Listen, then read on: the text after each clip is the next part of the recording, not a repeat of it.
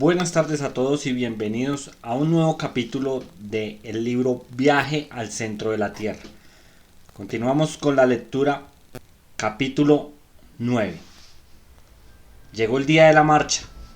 La víspera, el señor Thompson, con su amabilidad acostumbrada, nos había llevado cartas de recomendación muy eficaces para el conde Trampe, gobernador de Islandia, el señor Pirstunson, coadjuntor del obispo, y el señor Finsen, alcalde de Reykjavik.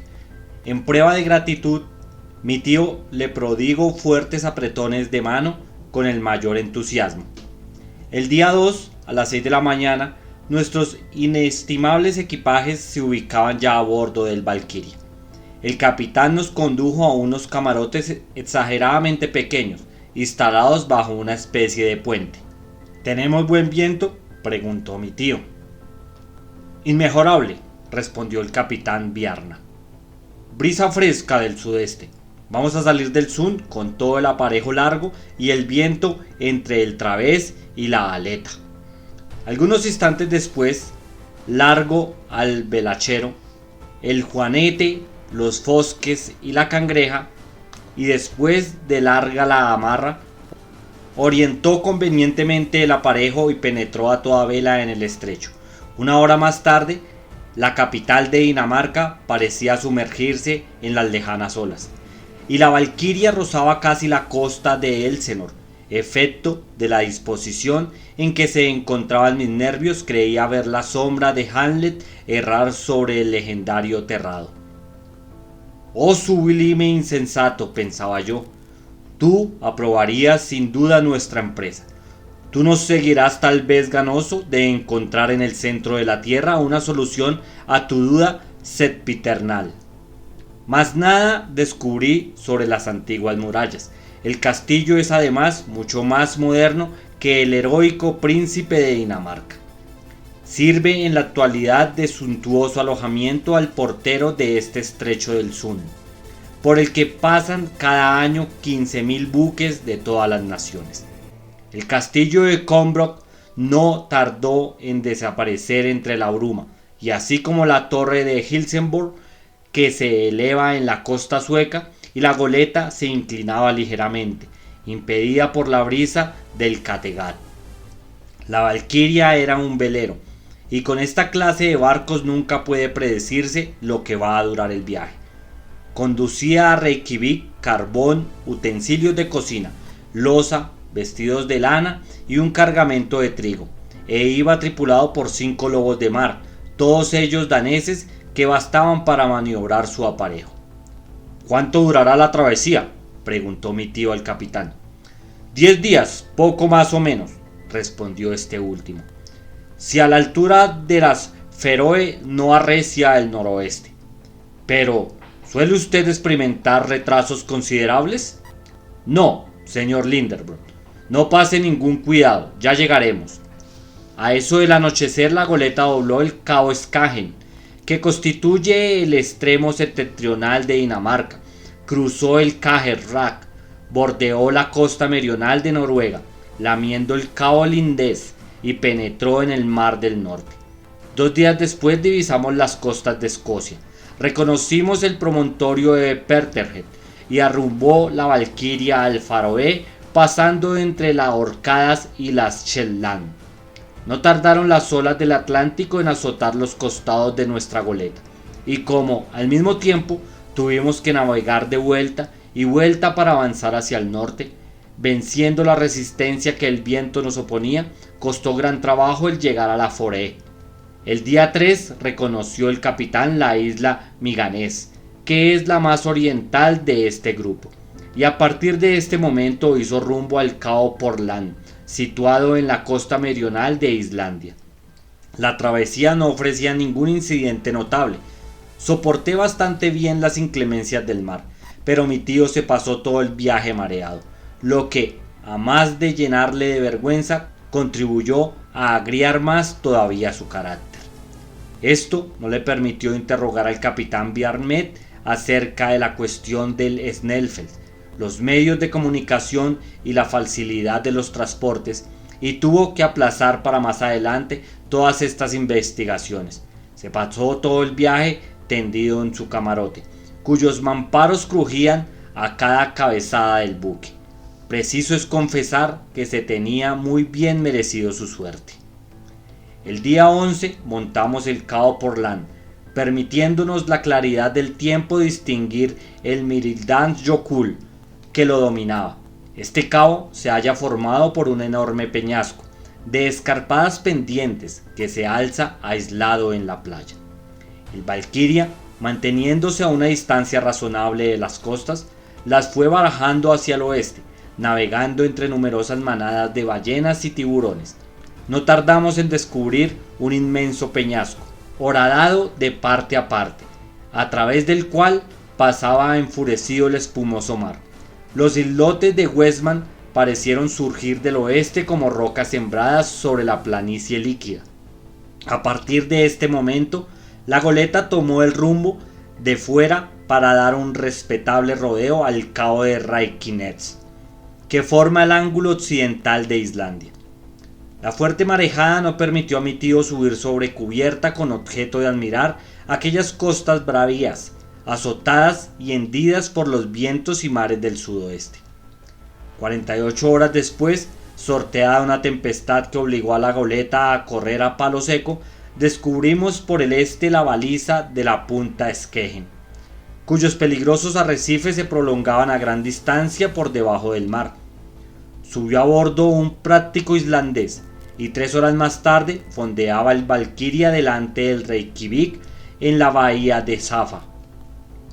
Entonces salió por fin el profesor de su camarote, algo pálido y quebrantado, pero con el mismo entusiasmo de siempre y con la satisfacción retrasada en su semblante. Los habitantes de la ciudad, a quienes interesaba en extremo la llegada del buque, del que todos tenían algo que recoger, se agolpaban en el muelle. Mi tío se apresuró a abandonar su presidio flotante, por no decir su hospital, pero antes de dejar la cubierta de la goleta, fuimos hasta la proa y desde allí, mostrándome con el dedo en la parte septentrional de la bahía, una elevada montaña que remataba en 2 picos un doble cono cubierto de nieves eternas, me dijo entusiasmado: el Snæfell, ahí tienes el Snæfell. Y después de haberme recomendado con un gesto que guardase el más impenetrable silencio, bajó del bote que nos aguardaba. Yo le seguí cabizbajo y nuestros pies no tardaron en hollar el suelo de Islandia. De improviso apareció un hombre de buena presencia, vestido de general. Sin embargo, no era más que un sencillo magistrado, el gobernador de la isla, el señor barón de Trempens en persona.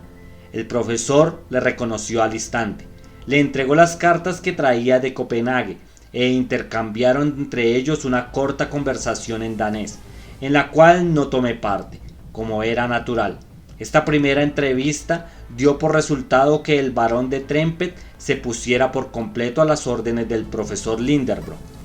El alcalde, señor Finsen, no menos militar por su indumentaria que el gobernador, pero tan pacífico como este, hubo de dispensar a mi tío la más favorable acogida.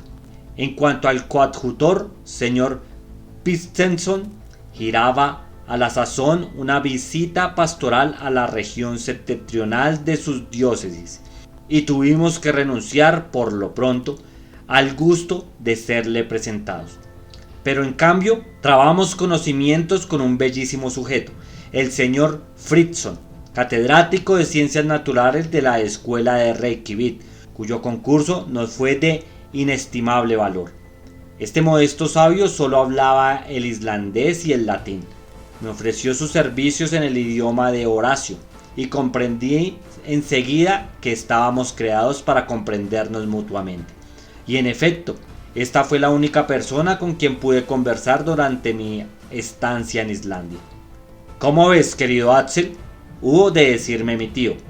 Todo va como una seda. Lo más difícil ya lo tenemos hecho. ¿Cómo lo más difícil?, exclamé yo, estupefacto. Pues claro, solo nos resta el bajar. Mirando desde ese punto de vista, tiene usted mucha razón, mas supongo que después de bajar tendremos que subir nuevamente. Bah, bah. Lo que es eso no me inquieta. ¿Con qué manos a la obra?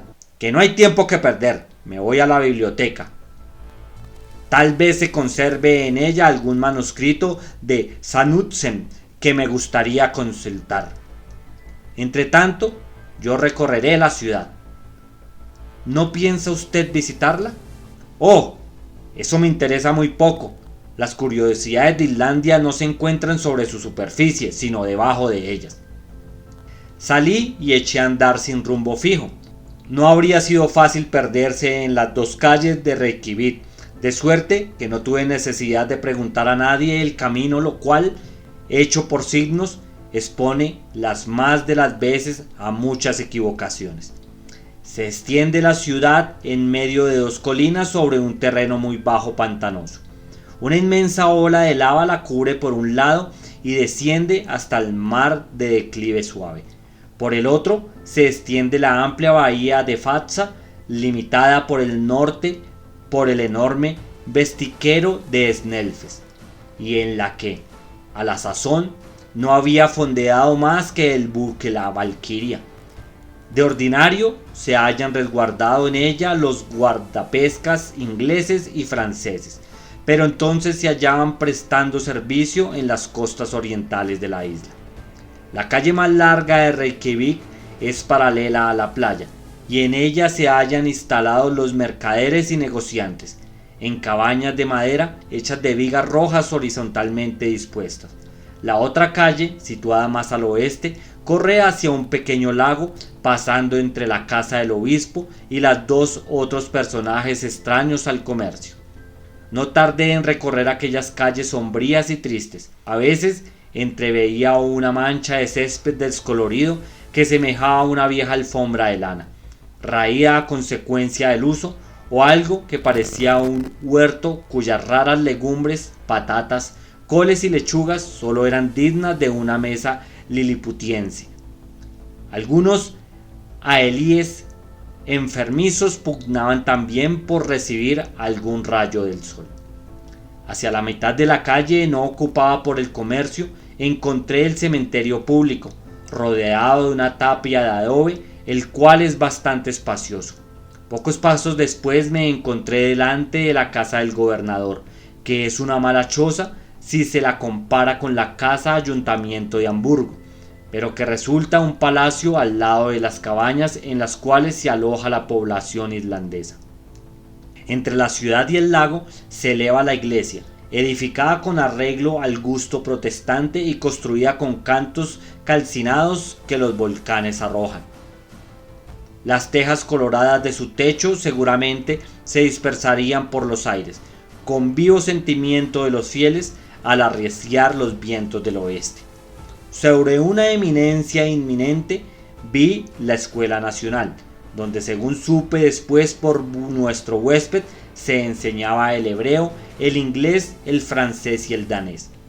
4 lenguas de las cuales no conocía una palabra, cosa que me llenaba de bochorno, pues hubiera sido el más atrasado de los 40 alumnos matriculados en el pequeño colegio, e indigno de acostarme con ellos en aquellos armarios de 2 compartimientos donde otros más delicados se asfixiarían durante la primera noche. En 3 horas recorrí no solo la ciudad, sino sus alrededores también. Su aspecto general era singularmente triste. No había árboles ni nada que mereciera el nombre de vegetación. Por todas partes se veían picos de rocas volcánicas. Las cabañas de los islandeses están hechas de tierra y de turba, y tienen sus paredes inclinadas hacia adentro, de suerte que parecen tejados colocados sobre el suelo. Empero, estos tejados son praderas relativamente fértiles, pues gracias al calor de las habitaciones brota en ellas la hierba que bastante facilidad, siendo preciso segarla en la época de la recolección, para que los animales domésticos no pretendan pasar sobre estas verdes mansiones. Durante mi excursión encontré muy pocas personas, mas cuando volví a pasar por la calle del comercio vi que la mayoría de la población se hallaba ocupada en secar, salar y cargar bacalaos, que constituyen allí el principal artículo de exportación. Los hombres parecían vigorosos, pero tardos, una especie de alemanes rubios de mirada pensativa que se creen separados de la humanidad, infelices desterrados en aquellas heladas regiones a quienes la naturaleza hubiera debido hacer esquimales, ya que los condenó a vivir dentro de los límites del circo polar ártico. Traté en vano de sorprender una sonrisa en sus rostros. Reían a veces mediante una contracción involuntaria de sus músculos, pero no sonreían jamás. Sus vestidos consistían en una vasta chaqueta de lana negra, conocida en todos los países escandinavos con el nombre Batman, sombrero de amplias alas, pantalón orillado de rojo y unos trozos de cuero arrollados en los pies a manera de calzado. Las mujeres, de rostro triste y resignado, cuyo tipo es bastante agradable, aunque carecen de expresión, usan una chaqueta y una falda de bamel de color oscuro. Las solteras llevan sobre el trenzado cabello un gorrito de punto de color pardo, y las casadas se cubren la cabeza con un pañuelo de color sobre el cual se coloca una especie de cofia blanca. Cuando, tras un largo paseo, regresé a la casa del señor Fridensson, mi tío se encontraba ya en compañía de este último. Bueno amigos, hasta aquí llegó el capítulo 9 de este libro Viaje al centro de la Tierra. Gracias por escucharme. En Spotify me encuentran como Leer para Viajar y en YouTube como Deporte y Cultura JB. Gracias y hasta la próxima.